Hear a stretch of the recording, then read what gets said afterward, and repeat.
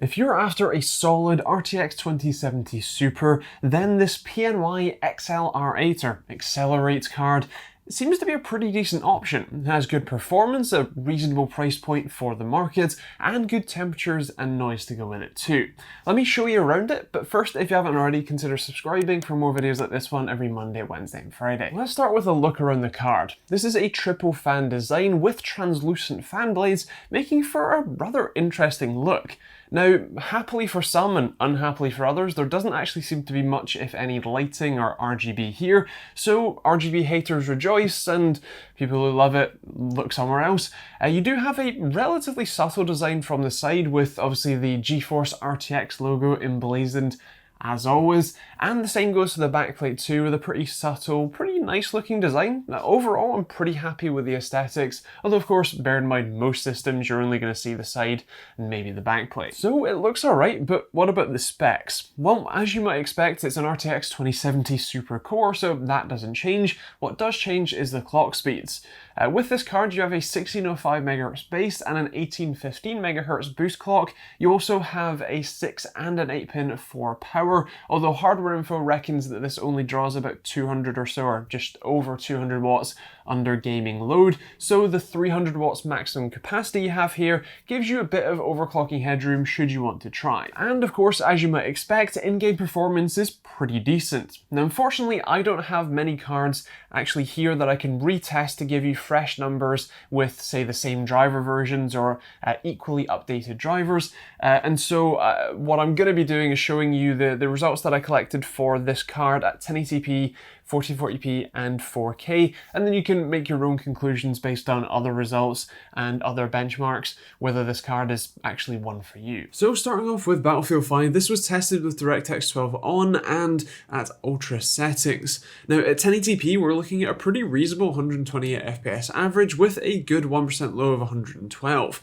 1440p is a little step down from that, as you would expect, at 1 FPS shy of 100, and again a good 1% low here too, and at 4K we're looking at just shy of 60 FPS at 57 average with a 1% low of 51, so a pretty playable experience across the board. And of course, if you were playing at higher resolutions, you can always turn those settings down a bit. The same goes for COD Modern Warfare. This was again at sort of ultra maxed settings. There isn't presets in this game, but either way we get 136 FPS at 1080p with again a good 1% low of 106, and then 1440p is 95 with a 1% low of 78. And again, actually the 4K results are pretty consistent across the board at just shy of 60, either 57 or 58 here, and again a good 1% low, so a pretty smooth and responsive experience. And when it comes to PUBG, this one wasn't quite as nice. It was a little more stuttery, which reflects in the 1% lows across the board here, with, while 136 FPS average at 1080p, only 69 FPS in the 1% low area, which isn't great. It is still more probably a problem with PUBG, since it's a bit of an interesting game and engine, but either way you still get a pretty playable experience, although the 1% lows, especially at 4K, were a little lackluster. When it comes to Fortnite, this was again on epic settings. This was in DirectX 11 mode with multi-core rendering enabled, and this is the highest 1080p average results by far, at 150. The 1% lows are pretty low by comparison to the average, but it was a very playable, very enjoyable experience, and the same goes for 1440p here, and even at 4K, even though the average is a couple of FPS lower than the rest of the titles. As for the temperatures, the XLR8 actually did a really good job here. Of course, this is a fairly large card, although it does have a bit of an overhang on the back where the heatsink extends past the PCB, but the temperatures that I was seeing was anywhere between 65 and 70 degrees Celsius while gaming in my admittedly open air and reasonably ventilated case. With that said, the noise level was actually pretty impressive. I really didn't notice it while doing any of my testing, which actually is a very good sign. Of course, it's not silent. I mean, it's got 3 fans on it, but it isn't obnoxiously loud. As for its price, it is listed for just over £500 in the UK and at the time of filming. That sits it pretty much right in the middle of the road for an RTX 2070 Super, and that seems to be a pretty justified position.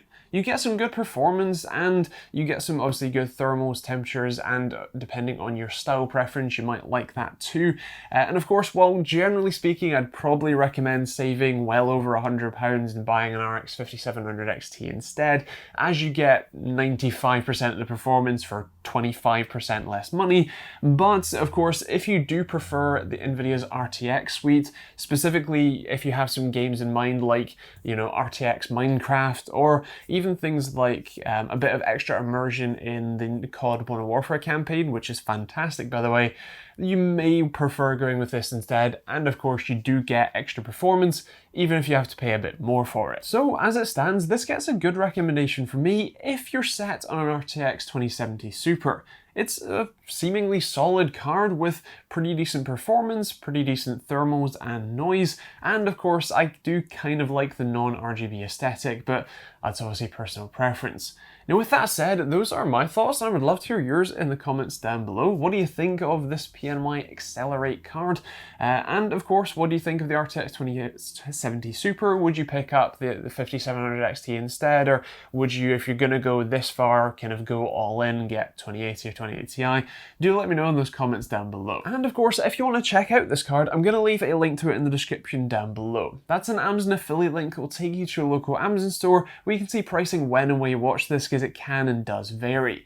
There's also a load of other links in the description you can check out, from other affiliate links for people like Overclockers UK or VPN options, stuff like Streamlabs OBS and Humble Bundle, or there's merch, hoodies or t-shirts like this one, or a load of other cool designs, and there's also a load of other stuff like Patreon if you want to support me directly too. Otherwise, there will be plenty of other videos you can check out over there. I'll probably throw the 2070 Super versus 5700 XT video I did with Gigabyte cards up on the end card, so you can check that out. But otherwise, that is pretty much it. Hope you enjoyed the video. If you have any questions, feel free to leave those in the comments down below. And otherwise, we'll see you all in the next video.